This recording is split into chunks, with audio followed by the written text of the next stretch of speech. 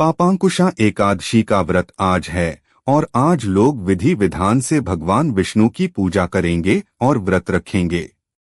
पापांकुशा एकादशी का व्रत करने वाले के लिए पूजा के दौरान व्रत कथा का पाठ करना अनिवार्य होता है।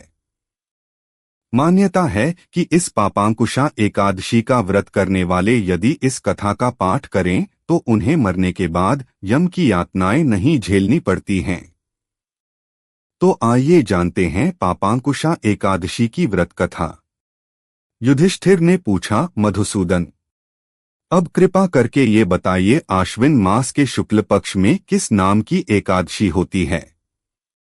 भगवान श्री कृष्ण बोले, राजन, आश्विन मास के शुक्ल पक्ष में जो एकादशी होती है वह पापांकुशा के नाम से विख्यात है। वह सब पापों को हरने वाली तथा उत्तम है। उस दिन संपूर्ण मनोरथ की प्राप्ति के लिए मनुष्यों को स्वर्ग और मोक्ष प्रदान करने वाले पद्मनाभ संज्ञक मुझ वासुदेव का पूजन करना चाहिए। जितेंद्रिय मुनि चिरकाल तक कठोर तपस्या करके जिस फल को प्राप्त करता है वह उस दिन भगवान गरुड़ध्वज को प्रणाम करने से ही मिल जाता है। पृथ्वी पर जितने तीर्थ और पवित्र देवालय है उन सबके सेवन का फल भगवान विष्णु के नाम कीर्तन मात्र से मनुष्य प्राप्त कर लेता है। जो शार्ंगधनुष धारण करने वाले सर्वव्यापक भगवान जनार्दन की शरण में जाते हैं उन्हें कभी यमलोक की यातना नहीं भोगनी पड़ती। यदि अन्य कार्य के प्रसंग से भी मनुष्य एकमात्र एकादशी को उपवास कर ले तो उसे कभी यम यातना नहीं होती। पुरुष विष्णु भक्त होकर भगवान शिव की निंदा करता है, वह भगवान विष्णु के लोक में स्थान नहीं पाता, उसे निश्चय ही नरक में गिरना पड़ता है। इसी प्रकार यदि कोई शैव या पाशुपत होकर भगवान विष्णु को निंदा करता है तो वह घोर रौरव नरक में डालकर तब तक पकाया जाता है जब तक कि 14 इंद्रों की आयु पूरी नहीं हो जाती।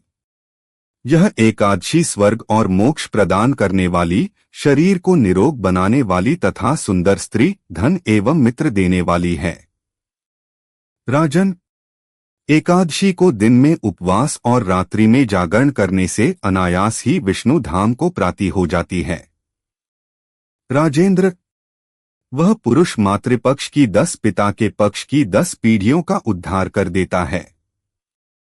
एकादशी व्रत करने वाले मनुष्य दिव्य रूपधारी, चतुर्भुज, गरुड़ की ध्वजा से युक्त हार से मुशोभित और पीतांबरधारी होकर भगवान विष्णु के धाम को जाते हैं। आश्विन के शुक्ल पक्ष में पापांकुशा का व्रत करने मात्र से ही मानव सब पापों से मुक्त होकर हरि के लोक में जाता है।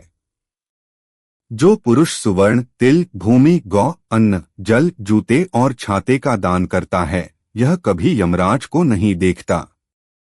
नृपश्रेष्ठ है। दरिद्र पुरुष को भी चाहिए कि वह यथाशक्ति खानदान आदि क्रिया करके अपने प्रत्येक दिन को सफल बनावे।